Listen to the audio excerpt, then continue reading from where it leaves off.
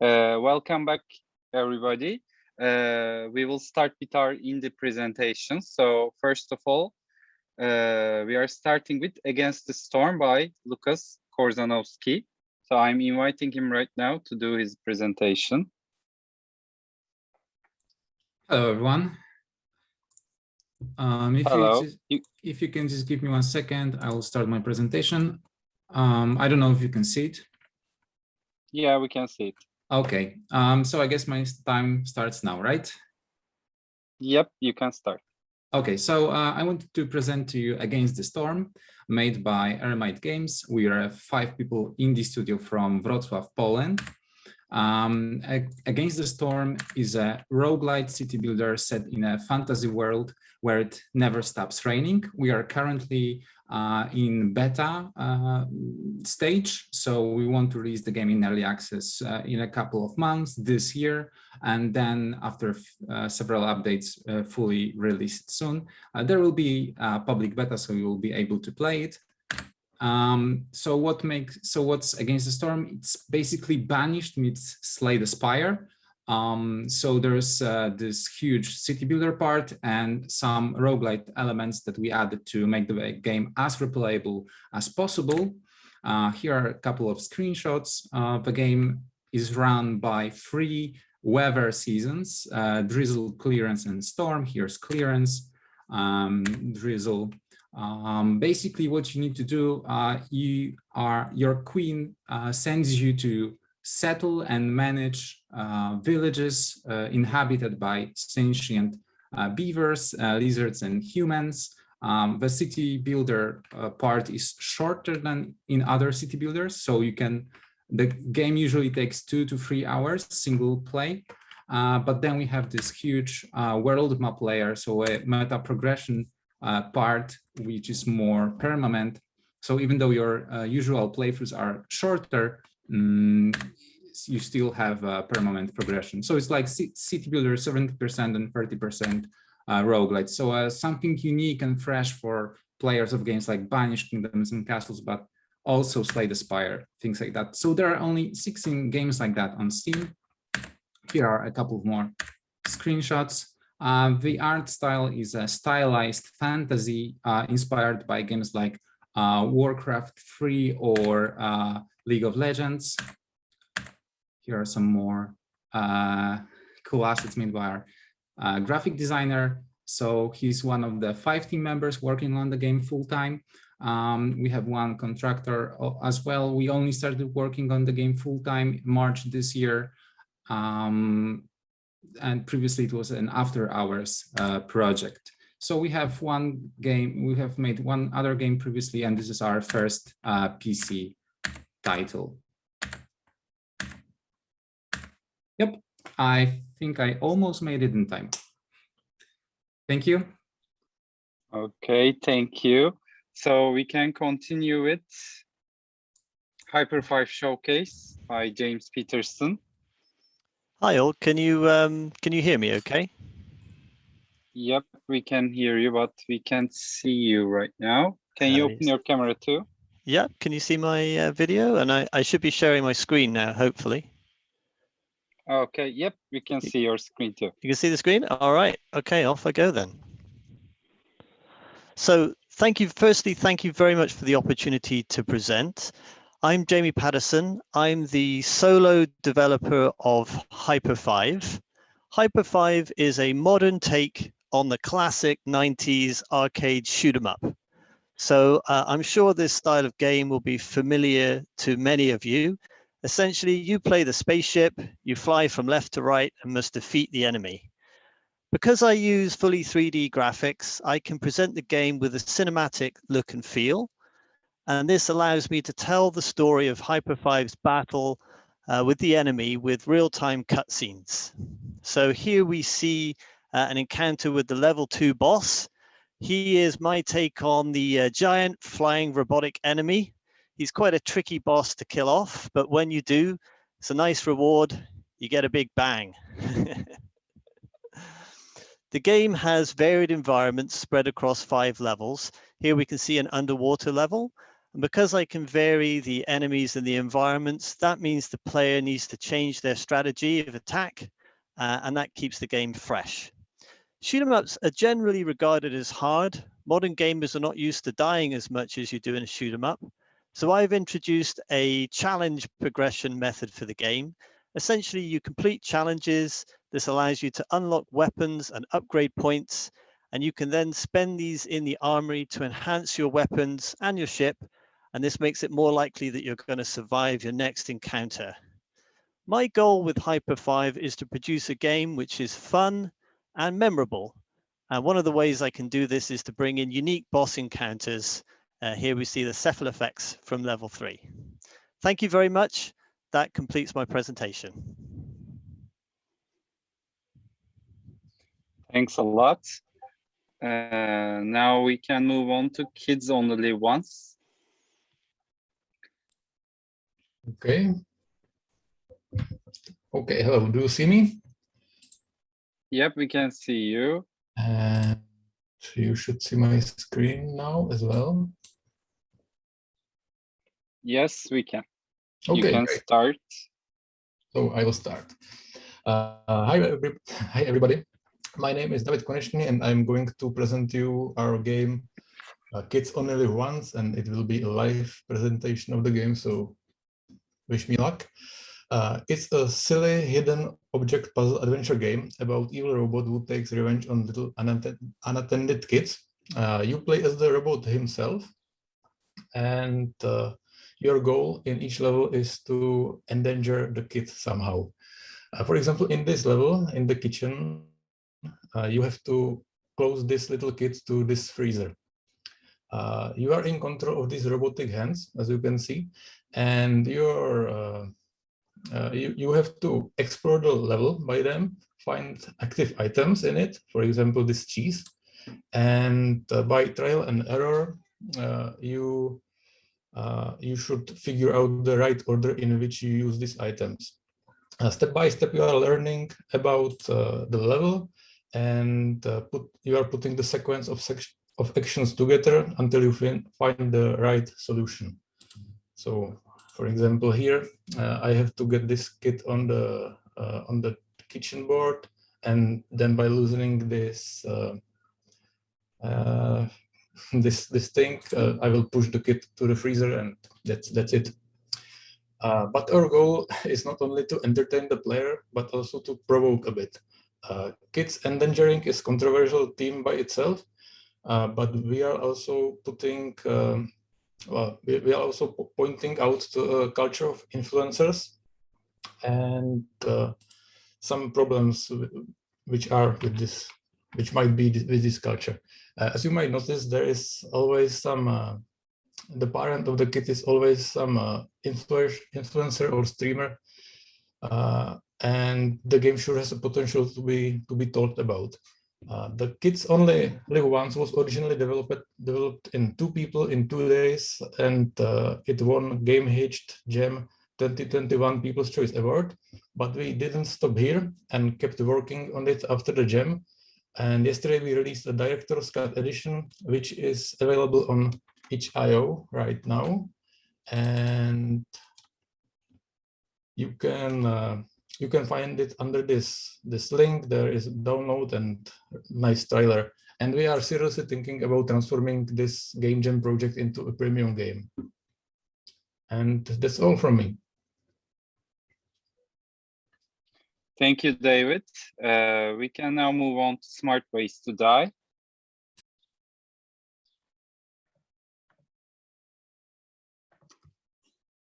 Hi, can you hear me?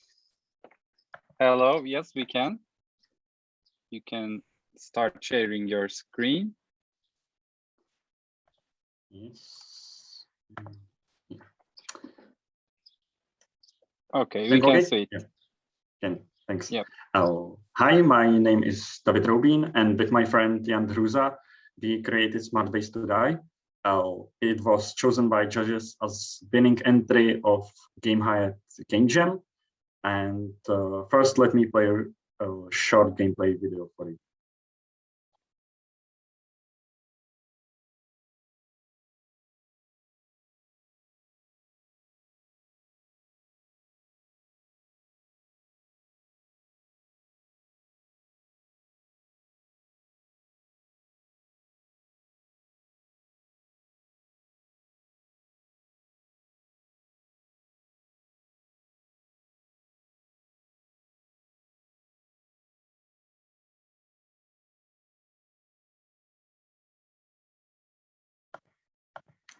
Okay.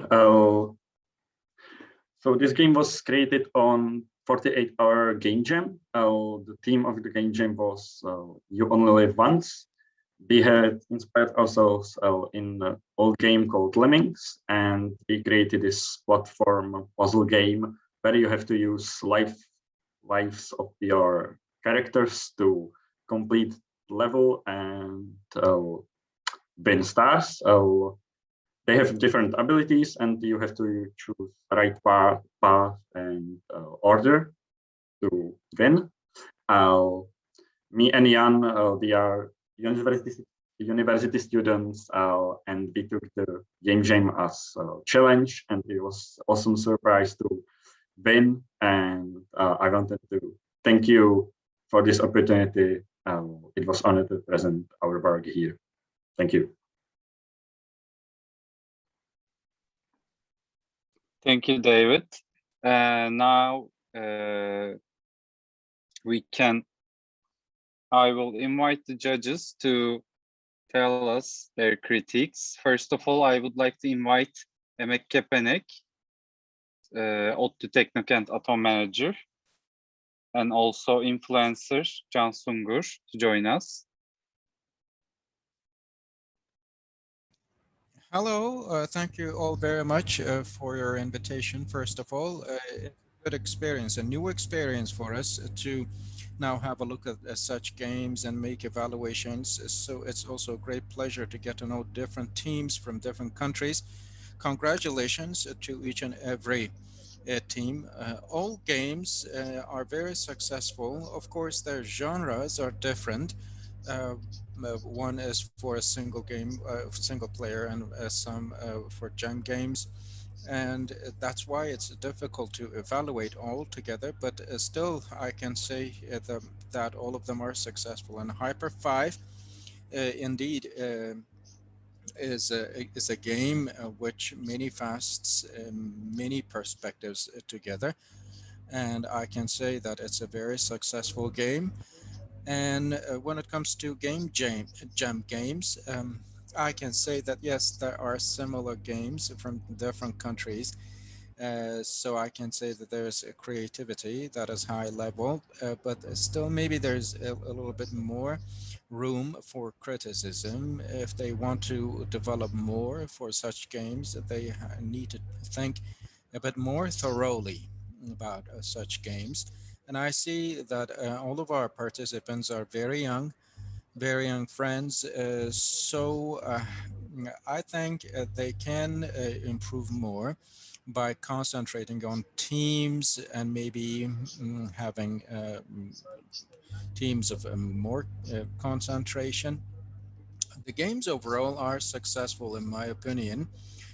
But I think they need to be thinking a bit more about how to communicate the games. But these are jam games, so it's very natural that there are some shortcomings. But I think that these games are really good and they can be further improved. There is a lot of room for that.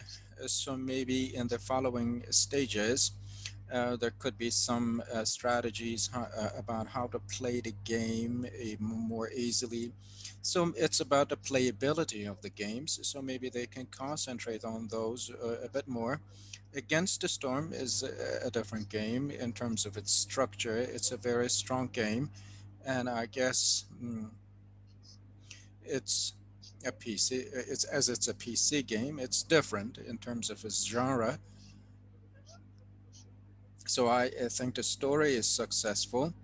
And beta, I guess it's at the beta stage now.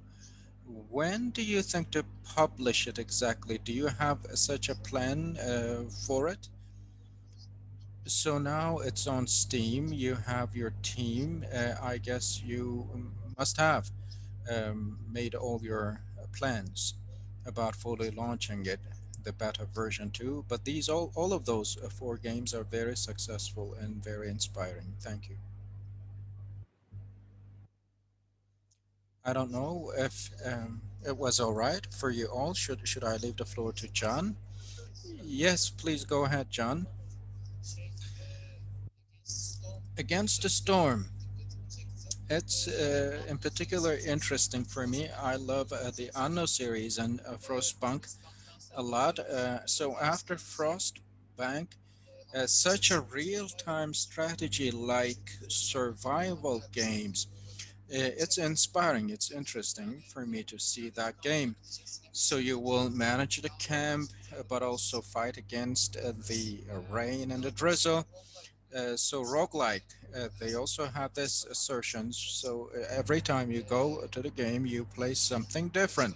So it's interesting from 5 different perspectives. And if I see it on Steam, probably I would go to it, click on it, and have a look.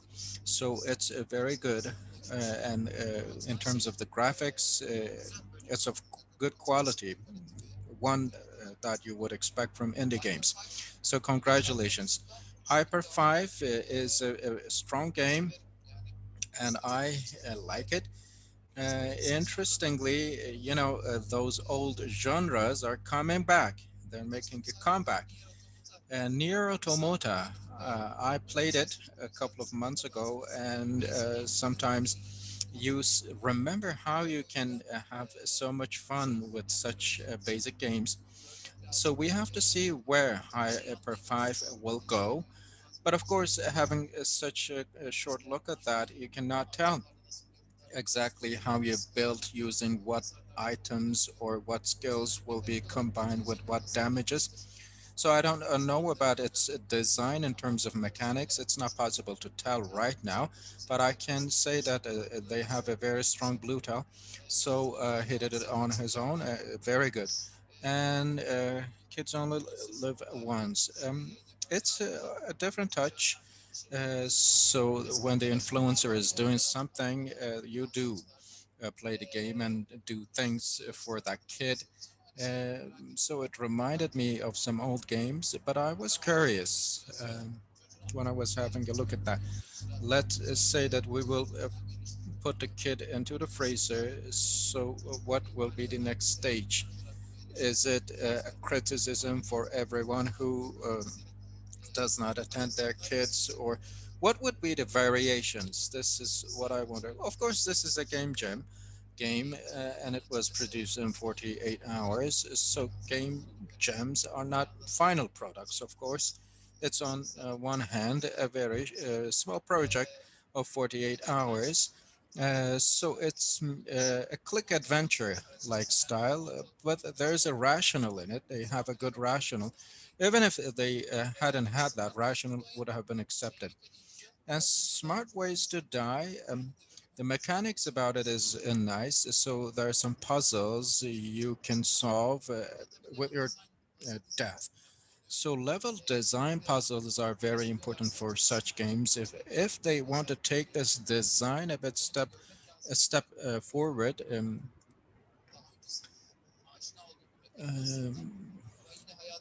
maybe it's good to see that it's back and there's good mechanics with it. So I wonder what they will build further on it. But congratulations for both game gems because they're inspiring and they have still, as you said, room to go. Uh, Thank you very much. We would like to thank to our members, two of our members. I guess Lucas sent an answer.